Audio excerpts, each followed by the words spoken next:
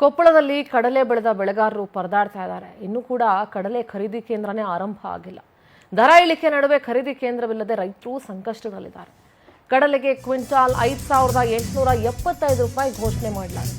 ಕೊಪ್ಪಳದಲ್ಲಿ ಕಡಲೆ ಬೆಳೆದಂತಹ ಬೆಳೆಗಾರರ ಪರದಾಟ ದೇವರಿಗೆ ಪ್ರೀತಿ. ಕಡಲೆ ಖರೀದಿ ಕೇಂದ್ರ ಇನ್ನೂ ಆರಂಭ ಆಗಿಲ್ಲ. ದರ ಇಳಿಕೆ ನಡುವೆ ಖರೀದಿ ಕೇಂದ್ರವಿಲ್ಲದೆ ಬೆಳೆಗಾರರು ಸಂಕಷ್ಟವನ್ನ ಎದುರಿಸ್ತಾ ಇದ್ದಾರೆ. ಕ್ವಿಂಟಾಲ್ಗೆ 5,875 ರೂಪಾಯಿ ಘೋಷಣೆ ಆಗಿದೆ.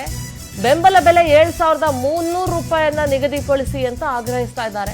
ಜನವರಿ 29ರಿಂದ ಏಪ್ರಿಲ್ 28ರವರೆಗೆ ಖರೀದಿಗೆ ಎಪಿಎಂಸಿಗೆ ಸೂಚನೆ ನೀಡಲಾಗಿದೆ. ಆದ್ರೆ ಕಡಲೆ ಖರೀದಿ ಕೇಂದ್ರಕ್ಕೆ ಸೂಚನೆ ಕೊಟ್ಟಿಲ್ಲ, ನೋಟಿಫಿಕೇಶನ್ ಆಗಿಲ್ಲ ಅಂತ ಅಧಿಕಾರಿಗಳು ಹೇಳ್ತಾ ಇದ್ದಾರೆ. ಇದರಿಂದ ಮತ್ತಷ್ಟು ಸಂಕಷ್ಟಕ್ಕೆ ಕಡಲೆ ಬೆಳೆಗಾರರು ಈಡಾಗಿದ್ದಾರೆ.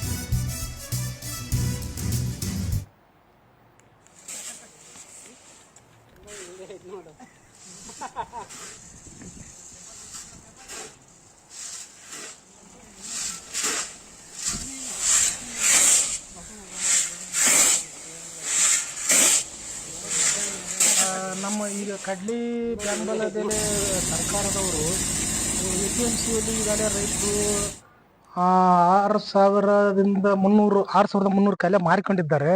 ಆದ್ರೆ ಈ ಸಲ ನಮ್ಮ ರೈತರು ಎಕರೆಕ್ಕೆ 3-4 ಸಲ ಎಣ್ಣೆ ಹೊಡೆದಾರೆ. ಅರಗಿದ್ದು, ಬಿತ್ತಿದ್ದು, ಕಳೆ ತೆಗೆದು ಎಲ್ಲ ಖರ್ಚು ಭಾಳ. ಅಂದ್ರೆ ಸರ್ಕಾರ ಬೆಂಬಲ ಬೆಲೆನ 7,000 ಮಾಡಿದ್ರೆ ಮಾತ್ರ ರೈತರಿಗೆ ಒಳ್ಳೆ ಒಂದು ಅವ್ರ ಜೀವನ ನಡ್ಸಕ್ ಐತಿ. ಇದಕ್ಕಪ್ಪ ಭಾಳ ಕಷ್ಟ ಐತಿ. ಈಗಾಗಲೇ ನಾವು ಮುಖ್ಯಮಂತ್ರಿಗೆ, ನಮ್ಮ ಶಾಸಕರಿಗೆ, ಮುಖ್ಯಮಂತ್ರಿಗೆ ಎಲ್ಲರೂ ಮನವಿ ಕೊಟ್ಟಿವಿ. ಈಗ ನೀವು ಕೂಡಲೇ ಅಲೆ ರೈತರು ಎಲ್ಲ ಬರದಿಂದ ಈಗ ಅಲೆ ಕಡ್ಲಿ ಸುಗ್ಗಿ ಅಲೆ ಈಗ ಎಪಿಎಂಸಿಗೆ ಮಾರ್ಕೆಟಿಗೆ ಹೊಂಟವು. ಆದ್ರೆ ಅದು ರೈತರಿಗೆ ಭಾಳ ಲುಕ್ಷಣೆ ಆಕೈತಿ.